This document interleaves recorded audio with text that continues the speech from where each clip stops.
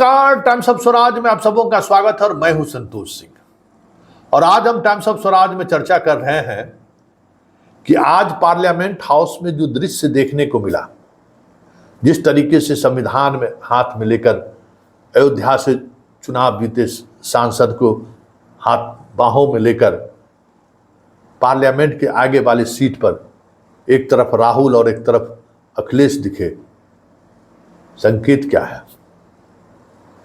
क्या संकेत है और क्या उस संकेत से तेजस्वी सीख लेंगे? क्या तेजस्वी उस भूल को में सुधार लाएंगे क्या, जिसकी वजह से आज मोदी सरकार में, जिसकी वजह से आज राहुल और अखिलेश विपक्ष के बेंच पर बैठा हुआ है?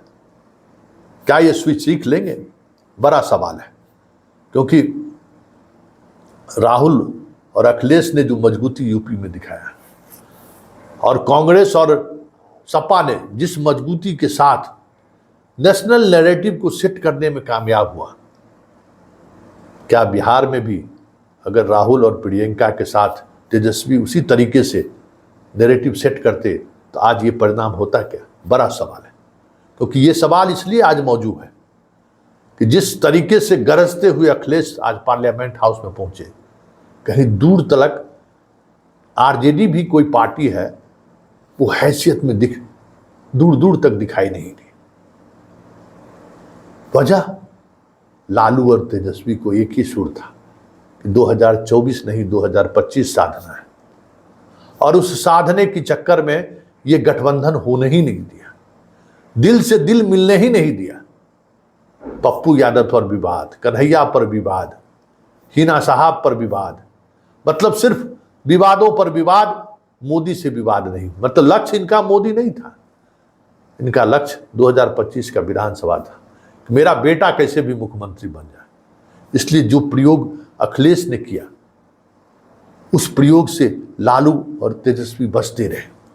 कभी भी ये दिखने ही नहीं दिया कि यहाँ इंडिया गठबंधन चुनाव लड़ रहा है। ये अलग बात है, जब बहन की बारी आई तो राहुल को बुला लिया, राहुल जैसा सीधा आदमी आ गया, लेकिन कभी भी इसने लगने नहीं दिया। 250 हेलीकॉप्टर पर जो है सो तेजस्वी है, जो है सो तेजस्वी है, सिर्फ और सिर्फ तेजस्वी।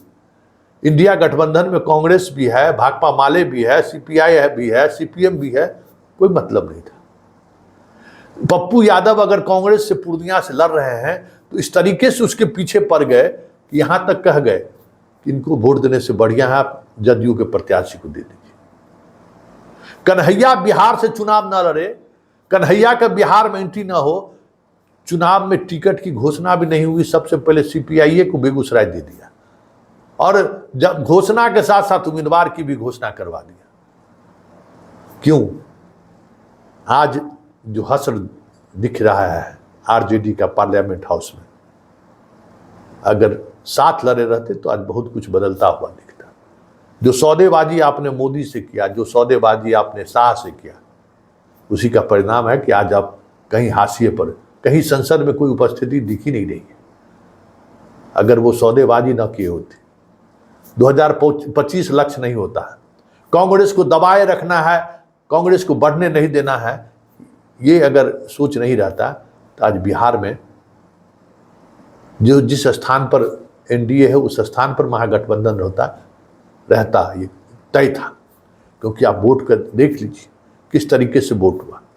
बिहार में नेशनल नैरेटिव बनने ही नहीं दिया तेजस्वी और लालू परिवार ने। अपने परिवारवाद में अपने दोनों बहन को जिताने में लगे रहे, फिर कुशवाहा की पॉलिटिक्स में लगे रहे कि 2025 में कुशवाहा का वोट आ जाएगा तो हम और करीब आ सकते हैं। बनने ही नहीं दिया कोई संविधान। जिस संविधान का सवाल खड़ा करके अखिलेश और राहुल ने पूरे दलित वोट को अपने तरफ ट्रांसफर करा लिया, पूरे दलित वोट को। मायावती जैसे नेता को छोड़कर दलित इन दोनों के साथ आया, लेकिन बिहार में वो मुद्दा ही नहीं बना संविधान को। संविधान भी बदलाव की बात हो रही है, बस ट्विटर पर चला और खटाखट पटापट सटासट चलता रहा। तो आज सब कुछ सामने है, लेकिन बड़ा सवाल है, क्या तेजस्वी अपने उस भूल से सीख लेंगे क्या? क्योंकि जब तक उस भूल से सीख नहीं लेंगे, बिहार की राजनीति नहीं बदलेगी। क्योंकि ये सोच कि हम ड्राइविंग सीट पर रहेंगे अब नहीं होने वाला है। आप ये सोच बनानी होगी कि अब हम सब लोग ड्राइविंग सीट पर हैं। और जिस दिन लालू परिवार इस सोच के साथ चुनाव में आ गए कि कांग्रेस हमारे बगल में, सीपीआई, सीपीएम, भाकपा, माले भी सब हम साथ हैं और साथ मिलकर कारवा को लेकर आगे बढ़ेंगे, चीजें बदल जाएंगी। लेकिन एकला चलो का जो माइंडसेट है ना, उस माइंडसेट से 2025 के विधानसभा चुनाव में 2010 की तरह सुपरा साफ हो जाए तो कोई बड़ी बात नहीं।